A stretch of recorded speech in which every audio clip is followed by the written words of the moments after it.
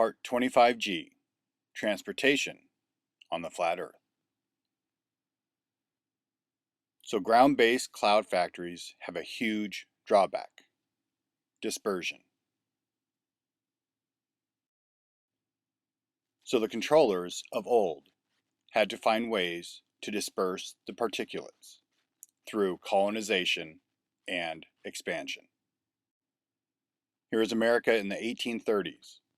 America's industry and population were all out east, so expansion west and manifest destiny were the goals of the 1800s.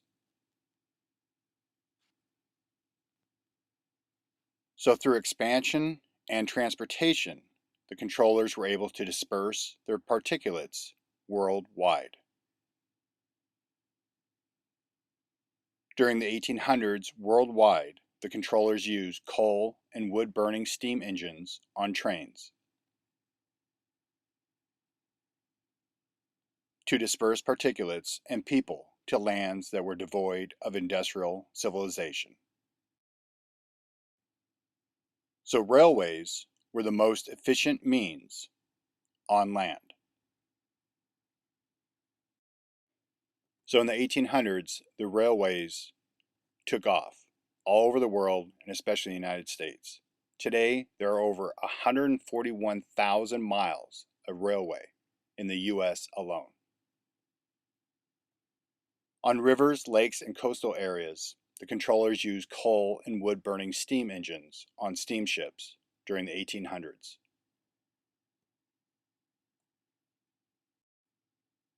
Transportation by water has always been cheaper and quicker than by land, but there are always limits to where they could go.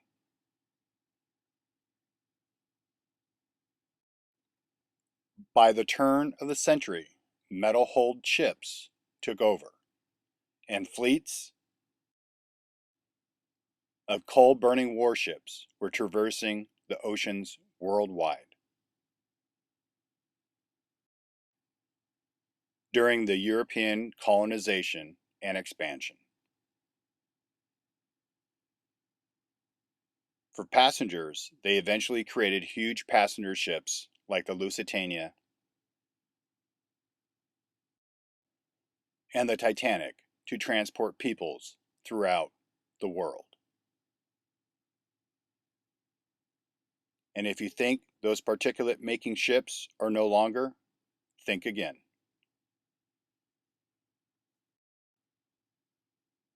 Particulate-making ships are still a necessity for the controllers over large bodies of water. There are about 1 million ships and boats, not including recreational boats, in the world.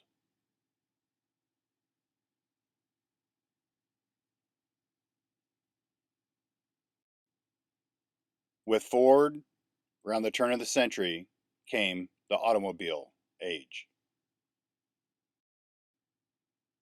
Cars allowed an even more dispersed method of particulate spreading.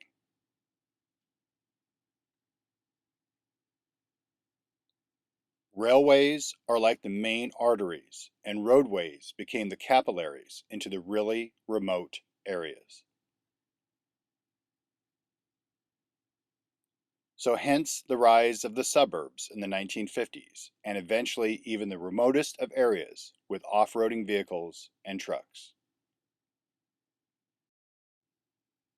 There are over 1 billion passenger cars in the world in use today.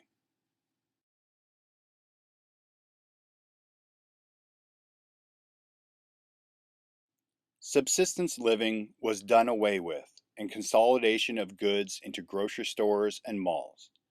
That assured the use of diesel-powered heavy trucks to haul said goods throughout the country and world.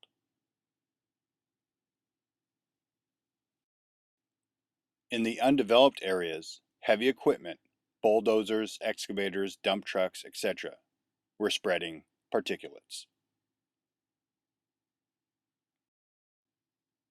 And the military handles the worst of the lands for bases and training, and spread worldwide to countries that were not on board with the controller's agenda.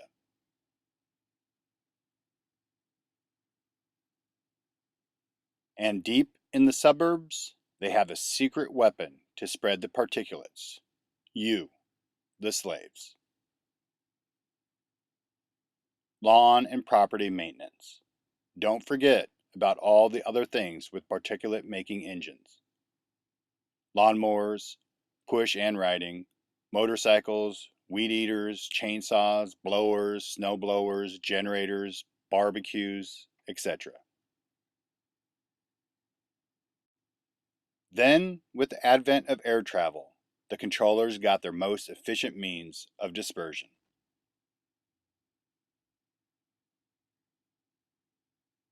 They could deposit the particulates at elevation and create routes wherever they needed them. There are about 40,000 large passenger, cargo, and military planes worldwide, not including light aircraft, carrying over 4.1 billion passengers annually.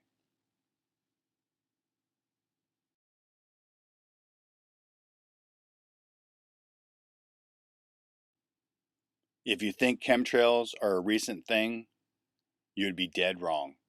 All of these photos are from World War II.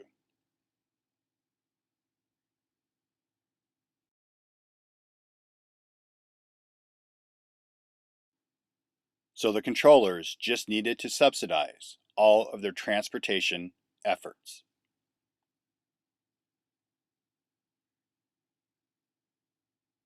The controllers got the slaves to do the work and to pay for it at the same time. How?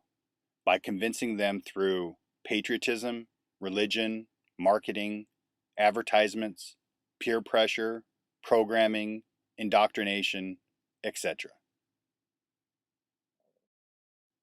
The controllers convinced the slaves they needed to move to a certain place, take a vacation to some exotic land, buy that third car, get that huge house, manicure their lawn, get those Air Jordans for their kid, eat organic, buy cheap, crappy products from Walmart, etc., etc., etc.